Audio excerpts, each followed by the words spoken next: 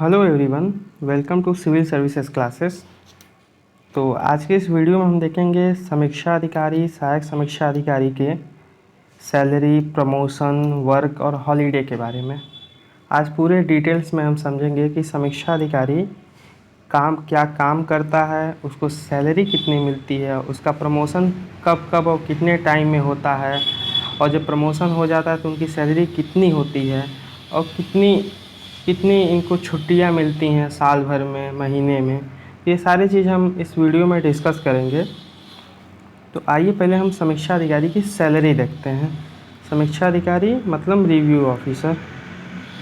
Review officer का जो grade pay है वो 4800 का ग्रेड पे है, लेकिन अभी प्रस्तावित है 5400 का ग्रेड पे। लगभग 5400 का ग्रेड पे कुछ समय बाद हो ही जाएगा अभी, लेकिन अभी 4800 का ग्रेड पे इन्हें मिल रहा है।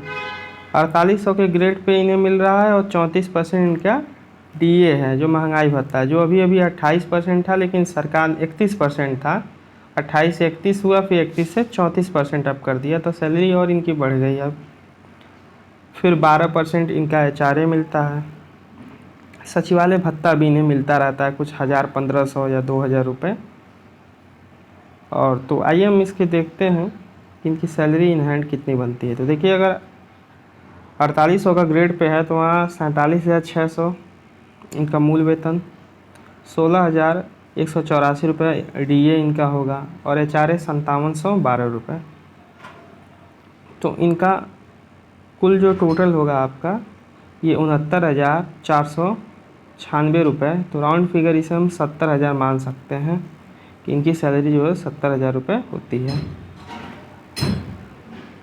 फिर इसमें क्या होता है, सैलरी इनकी होने के बाद भी इनमें एनपीए, नेशनल पेंशन इनकी स्कीम, जो 10% इनका यहाँ से काट लिया जाता है सरकार द्वारा सरकारी खाते में रखने के लिए। जो आप रिटायर होंगे तब उसके बाद यही पेंशन आपको मिलेगा।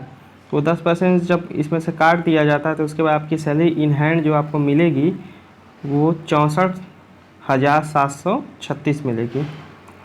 एआरओ का देख लेते हैं। तो एआरओ में भी अभी 4800 का ग्रेड पे प्रस्तावित है, अभी हुआ नहीं है, ये कुछ समय बाद ये भी हो जाएगा। अभी 4600 का ग्रेड पे इन्हें प्रेजेंट टाइम में मिल रहा है, और यहाँ 34% का डीए है, 12% का एचआरए और सचिवालय भत्ता है। सेम समीक्षा अधिकारी की तरह भी सहायक समीक्षा अधिकारी के डीए, एचआरए और सचिवालय भत्ते मिलते हैं। तो इनका 44,900, फिर 15,266 और 5388 इनका ये हो गया एचआरए। टोटल देखेंगे तो 65,554 रुपये इनका टोटल होता है। लेकिन 10% एनपीए कट जाता है, नेशनल पेंशन इनकी स्कीम, तो यहाँ पे आपका 61,064 रुपये इनको इन हैंड मिलता है। जब आप लोग सेलेक्ट हो जाएंगे समीक्षा अधिकारी या सहायक समीक्षा अधिकारी में, तो आपको स्टार्टिंग सैलरी इतनी ही मिलने वाली है। फिर इनकी प्रमोशन के बारे में देख लेते हैं। तो प्रमोशन कैसे कैसे होते हैं। तो प्रमोशन, अगर आपकी ज्वाइनिंग 25 साल के भीतर हो गई तो आप इसके टॉप क्लास, मतलब टॉप पे जो एक पोस्ट होती है, विशेष सचिव की पोस्ट, स्पेशल सेक्रेटरी, जो एक आईएएस रैंक का ऑफिसर होता है, वो आप बन सकते हैं। मतलब आरओ एआरओ से भी आप आईएएस तक का सफ़र पूरा कर सकते हैं। तो अगर आप 25 साल के भीतर अगर आप सिलेक्शन ले लेते हैं तब। एआरओ की देख लेते हैं। एआरओ असिस्टेंट रिव्यू ऑफिसर 4600 का ग्रेड पे, ये मैंने बताया ही आपको। 4 से 5 साल लग जाते हैं समीक्षा अधिकारी बनने में, मतलब रिव्यू ऑफिसर। रिव्यू ऑफिसर का जो सैलरी है 4800 का ग्रेड पे, लेवल 8 का उन्हें ग्रेड पे मिलता है। 8 से 10 साल इनको लगते हैं एसओ बने। एसओ जो होता है अनुभाग अधिकारी होता है। किसी भी विभाग में कई अनुभाग होता है, और उस मतलब कोई मान लीजिए शिक्षा विभाग, तो उसमें 4-5 अनुभाग होते हैं। तो उसके एक अनुभाग में, एक अनुभाग जो होता है उसका एक अधिकारी होता है। उस अनुभाग के भीतर 4-5 समीक्षा अधिकारी, 4-5 सहायक समीक्षा अधिकारी, कुछ कंप्यूटर ऑपरेटर होते हैं।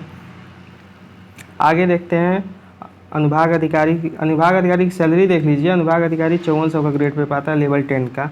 फिर 3 से 5 साल लग जाते हैं आपको अनुसचिव बनने में। देखिए, समीक्षा अधिकारी से सेक्शन ऑफिसर बनने के बीच में ही ज़्यादा समय 8 से 10 साल लगता है। फिर उसके बाद आपकी प्रमोशन 4 साल, 5 साल, 3 साल, 2 साल ऐसे होना शुरू, जैसे जैसे आपके पद रिक्त होते रहेंगे वैसे वैसे प्रमोशन आपके होते जाएंगे। तो ये आपका 5400 के ग्रेड पे पाते हैं। फिर अंडर सेक्रेटरी जिसे अनुसचिव भी कहते हैं, ये 6600 का ग्रेड पे पाते हैं। ये क्लास 1 के ऑफिसर हो जाते हैं आपके, क्लास 1 के ऑफिसर आप यहाँ हो जाते हैं अनुसचिव। ये आपके 6600 का ग्रेड पे मिलेगा आपको, 3 से 4 साल लगेगा सेक्शन ऑफिसर के बाद। फिर अंडर सेक्रेटरी से फिर डिप्टी सेक्रेटरी जो उप सचिव होते हैं, 7600 का ग्रेड पे इन्हें मिलता है। इन्हें 2 से 4 साल लग जाते हैं, मिनिमम 2 साल मैक्सिमम 4 साल। फिर आपका ज्वाइंट सेक्रेटरी संयुक्त सचिव, संयुक्त सचिव 8700 का ग्रेड पे पाता है, ये लेवल 13 का, इसे भी 2 से 4 साल लग जाते हैं। देखिए ये एक पीसीएस ऑफिसर है, ये समझिए ये पीसीएस ऑफिसर यहाँ पे आप बन जाएंगे और ये पीसीएस ऑफिसर वाली पोस्ट होती है। फिर 2 से 3 साल या कभी 3 से 4 साल भी लग जाते हैं आपको स्पेशल सेक्रेटरी।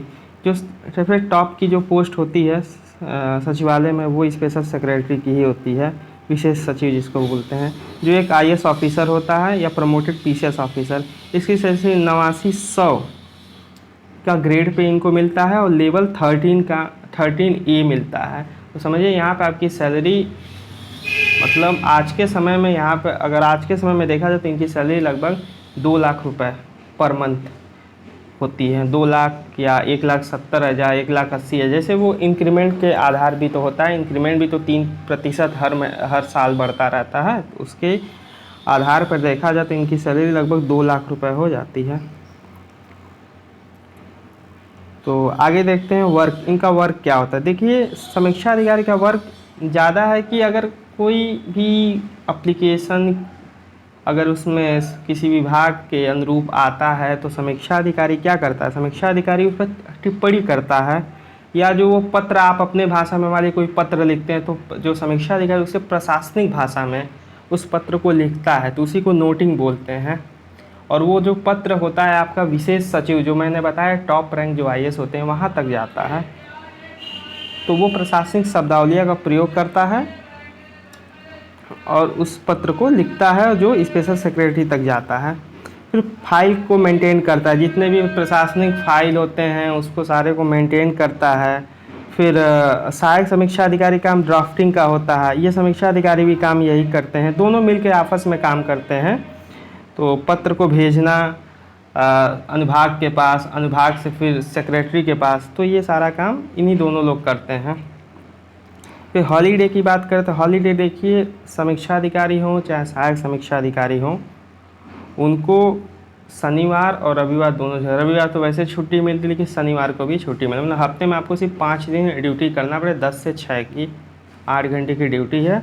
अच्छी खासी आपकी लाइफ होगी और पूरे महीने में आपको 8 दिन का तो छुट्टी मिल जाएगा और बाकी कोई फेस्टिवल वगैरह पड़ गया तो और छुट्टी मिल जाएगा। मतलब मान के चलिए कि आपको पूरे साल में 8-10 महीने ही काम करने हैं, 8-9 महीने, बाकी 2-3 महीने तो आपका छुट्टी में ही जाएगा, क्योंकि ठंडी की छुट्टी 15 दिन हो जाती है, गर्मी में भी 15 दिन हो जाती है।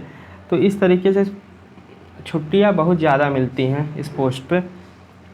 ट्रांसफ़र यहाँ पे नहीं होता, आपको यहाँ लखनऊ में सचिवालय में ही रहना है, आपको ट्रांसफ़र की कोई टेंशन नहीं है आपका। हाँ, ये ट्रांसफ़र आपका विभाग से एक विभाग से दूसरे विभाग, जैसे मान लीजिए आप सिंचाई विभाग में है तो आपको परिवहन विभाग में भेज दिया जाएगा, परिवहन विभाग में तो शिक्षा विभाग में भेज दिया जाएगा, ये चीज़ें की जा सकती हैं। तो आज के इस वीडियो में इतना ही। अगर वीडियो आपको अच्छा लगा तो चैनल को सब्सक्राइब करिए। और देखिए चैनल पे 1000 सब्सक्राइब का टारगेट है जिसे आप ही लोग पूरा कर सकते हैं, और जिससे फैमिली और बढ़ सके, जिससे जो ज़रूरतमंद लोग हैं उनके पास ये वीडियो फ्री में जाए। क्योंकि देखिए ये जो YouTube पे पढ़ाने का मेरा मोटिव है कि ये जो गरीब लोग हैं जो पैसा अफोर्ड नहीं कर सकते लेकिन तैयारी करना चाहते हैं, उनके लिए ये चैनल बना हुआ है। तो वो लोग तैयारी करें इससे और इसको ज़्यादा से ज़्यादा लाइक शेयर करें, चैनल को फॉलो करें। धन्यवाद।